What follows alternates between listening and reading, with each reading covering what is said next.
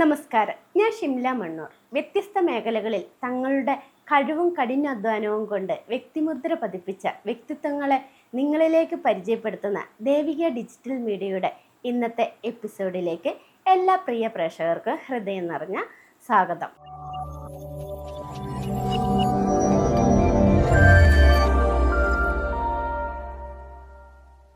ഇന്നത്തെ നമ്മുടെ അതിഥി ഇന്ന് നമ്മുടെ കണ്ണുകൾക്ക് സുപരിചിതമായ വാഹനങ്ങളിൽ നിന്നും കാലത്തിൻ്റെ തിരശീലകൾക്കപ്പുറം മറഞ്ഞുപോയ വാഹനങ്ങൾ വരെ അതിമനോഹരമായ മിനിയേച്ചർ രൂപങ്ങളിലൂടെ പുനഃസൃഷ്ടിച്ച് വാഹനപ്രേമികളുടെ ഹൃദയം കീഴടക്കിയ കലാകാരൻ പ്രതീഷാണ്.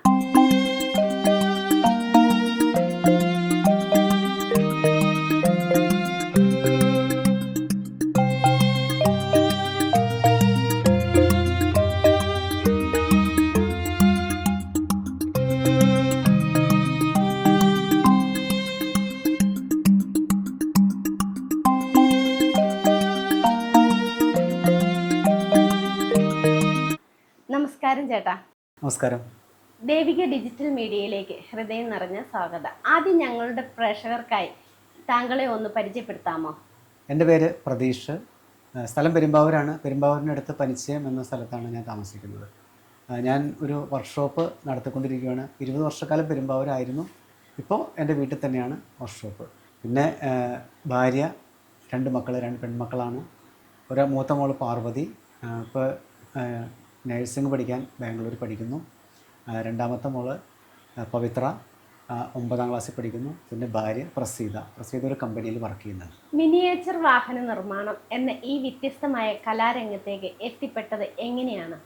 അത് ഒരു വലിയ സംഭവമാണ്. കാരണം ചെറുപ്പകാലങ്ങളിൽ ഇവിടെ പനിച്ചയം ദേവീക്ഷേത്രത്തിൽ ഉത്സവം നടക്കുന്ന സമയത്ത് പെട്ടിക്കടകളിൽ ഒരുപാട് വാഹനങ്ങൾ, ആ കാലഘട്ടത്തിൽ പ്ലാസ്റ്റിക്കിൻ്റെ വാഹനങ്ങൾ ഉണ്ടായിരുന്ന സമയമല്ല.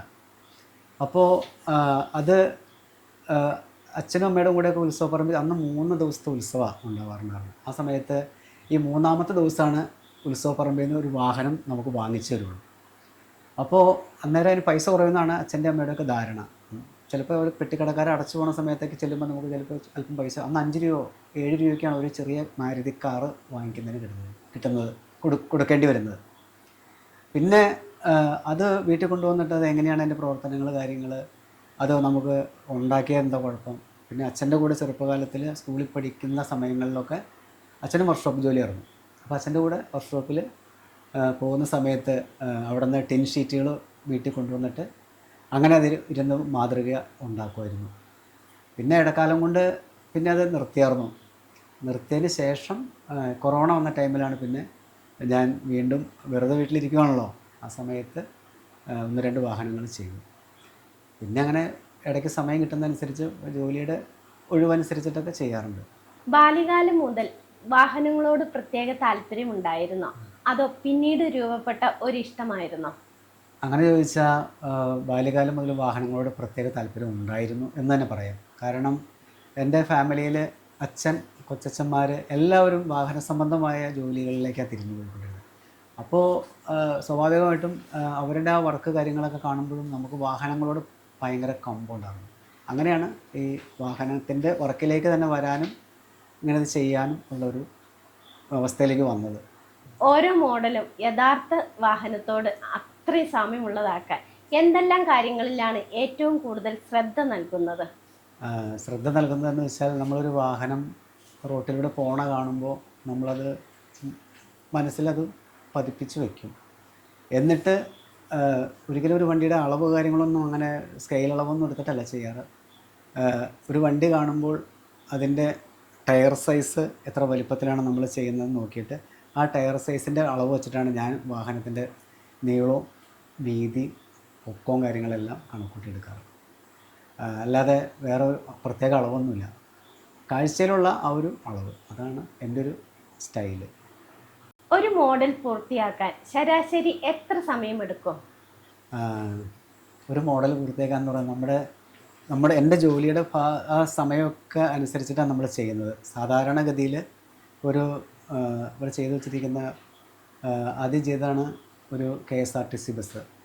അത് ഒരു 7 മാസത്തോളം സമയമെടുത്തു. ശരിക്കും നമ്മൾ റെഗുലറായിട്ട് ചെയ്യുകയാണെങ്കിലും നമുക്ക് അങ്ങനെ ചെയ്യാൻ പറ്റില്ല.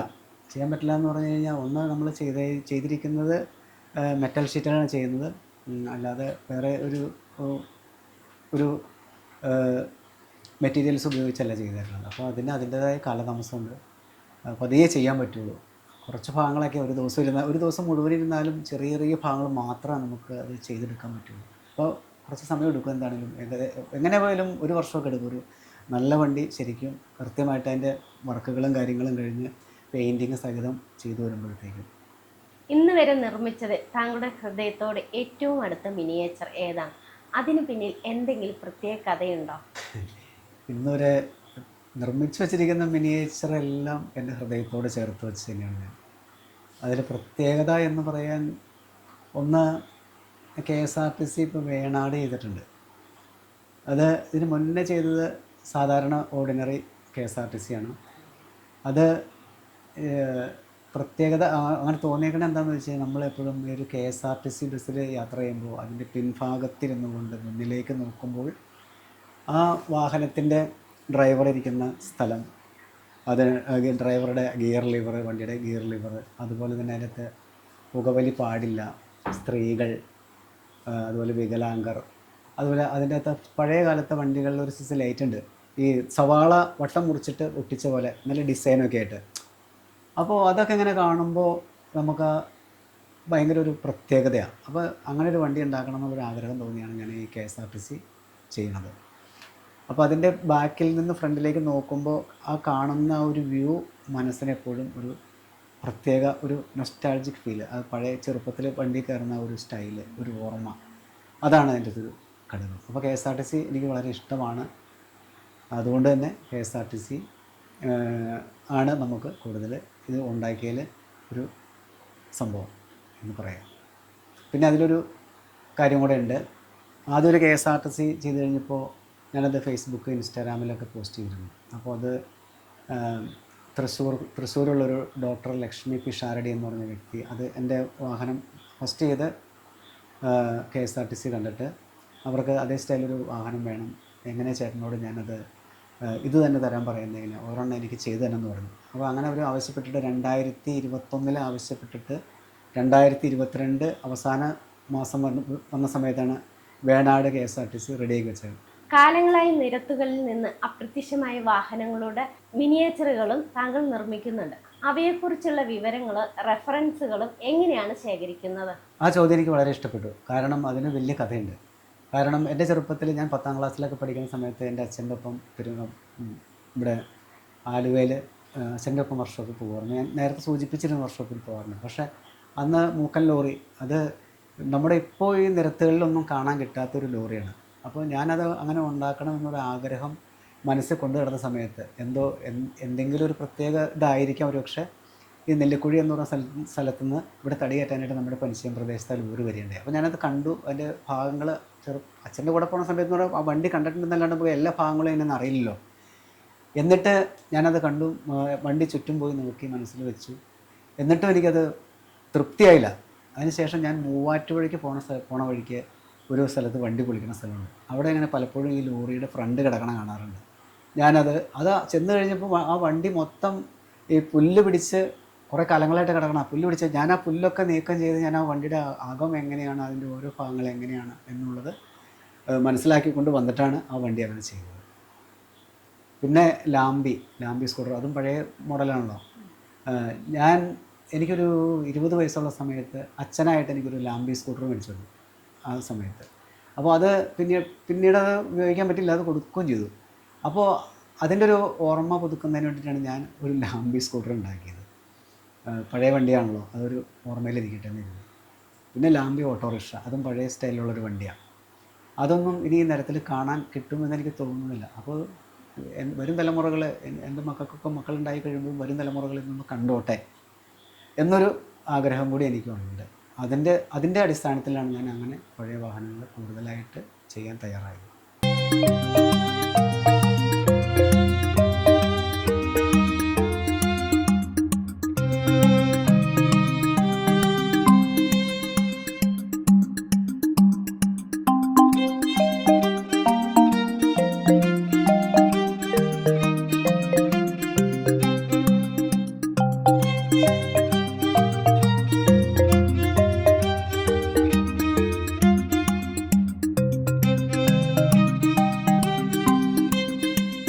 പ്രതീക്ഷേട്ടനെ ഇത്രയും നന്നായി സപ്പോർട്ട് ചെയ്യുന്ന ഫാമിലിയെ നമുക്കൊന്ന് പരിചയപ്പെട്ടാലോ? പ്രതീക്ഷേട്ട ഫാമിലിയെ ഒന്ന് വിളിക്കാമോ? തീർച്ചയായിട്ടും ഫാമിലിയെ വിളിക്കാമല്ലോ, അത് എൻ്റെ സന്തോഷമാണ്. ഇതാണ് എൻ്റെ ഫാമിലി. മൂത്ത മോളോടില്ല, പഠിക്കാൻ പോയതാണ് ബാംഗ്ലൂരാണ്. ഇവർ രണ്ടുപേരാണ് ഇപ്പോൾ നൽകാറുള്ളത്. ഇത് ഭാര്യയാണ്. പേരെങ്ങനെ? പ്രസീത. പവിത്ര. മോള് പഠിക്കുകയാണ്. പ്രതീക്ഷേട്ടൻ പറഞ്ഞു ഫാമിലിയാണ് ഫുൾ സപ്പോർട്ട് എന്ന്. ഏത് രീതിയിലുള്ള സപ്പോർട്ടാണ് ചേച്ചിയുടെ ഭാഗത്തു നിന്നുണ്ടാവുന്നത്? ഞാൻ വണ്ടികളുടെ നിർമ്മാണത്തിനിടയിൽ പെയിൻറ്റിങ് ഉണ്ടല്ലോ, പെയിൻറ്റിങ് ചെയ്യുന്ന സമയത്ത് അതിനകത്ത് ഡിസൈൻ കൊടുക്കാനൊക്കെ ആയിട്ട് കൂടാറുണ്ട്. ഇപ്പോൾ ആദ്യം തന്നെ നമ്മൾ ഒരു കാവിലമ്മ എന്ന് പറഞ്ഞൊരു വണ്ടി ഉണ്ടാക്കിയായിരുന്നു.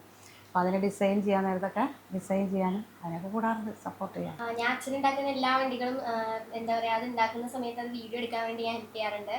അപ്പം അങ്ങനെ ആ രീതിയിലുള്ള ഹെൽപ്പൊക്കെ ഞാൻ ചെയ്ത് കൊടുക്കാറുണ്ട്. വണ്ടി വീഡിയോ ഇടാമല്ലോ, അങ്ങനെ വീഡിയോ ഒക്കെ ഇട്ട് കൊടുക്കാൻ ഹെൽപ്പ് ചെയ്യാറുണ്ട്. ആരിൽ നിന്നാണ് ഇതെല്ലാം ചെയ്യാനുള്ള പ്രചോദനം കിട്ടിയത്? പ്രചോദനം എന്ന് പറഞ്ഞാൽ അച്ഛൻ്റെ അമ്മ ഒരു പ്രചോദനത്തിന് ബേസായിട്ട് നിന്ന ആളാണ്. കാരണം ചെറുപ്പത്തിൽ വാഴപ്പിണ്ടി കൊണ്ട് വണ്ടി ഉണ്ടാക്കി തരുമായിരുന്നു കളിക്കാനായിട്ട്. അതൊരു പ്രചോദനമാണ്. അമ്മ ഇപ്പോൾ ജീവിച്ചിരിപ്പില്ല, പക്ഷേ അമ്മയുടെ പേരെന്ന് ഓർമ്മിക്കുന്നതിന് വേണ്ടിയിട്ട് കൊച്ചുകുട്ടി മിനിയേച്ചേഴ്സ് എന്നാണ് ഞാൻ ഈ വാഹനങ്ങൾക്കെല്ലാം പേര് കൊടുത്തിരിക്കുന്നത്. എന്നും മനസ്സിൽ കാത്തു സൂക്ഷിക്കാൻ അമ്മയ്ക്ക് വേണ്ടിയിട്ട്.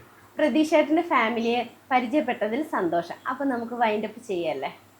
ഞങ്ങൾക്ക് പ്രത്യേകം നന്ദി പറയാനുള്ളത് ദേവിക ഡിജിറ്റൽ മീഡിയയുടെ അണിയറ പ്രവർത്തകരും നെടുന്തൂണുകളുമായ ശ്രീമാൻ ഷൈബു ഒക്കൽ, അതുപോലെ തന്നെ ഷിംല മണ്ണൂരിനോടും പ്രത്യേകം നന്ദി അറിയിക്കുന്നു.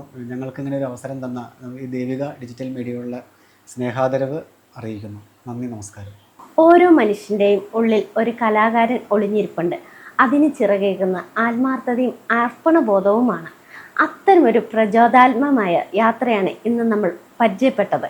പ്രതീഷിന് ഒരിക്കൽ കൂടി നന്ദി അറിയിച്ചുകൊണ്ട് കൂടുതൽ വ്യത്യസ്തമായ വ്യക്തിത്വങ്ങളെയും അവരുടെ ജീവിത കഥകളെയും നിങ്ങളിലേക്ക് എത്തിക്കാമെന്ന വാഗ്ദാനത്തോടെ ഇന്ന് ഇവിടെ നിന്ന് വിട പറയുന്നു.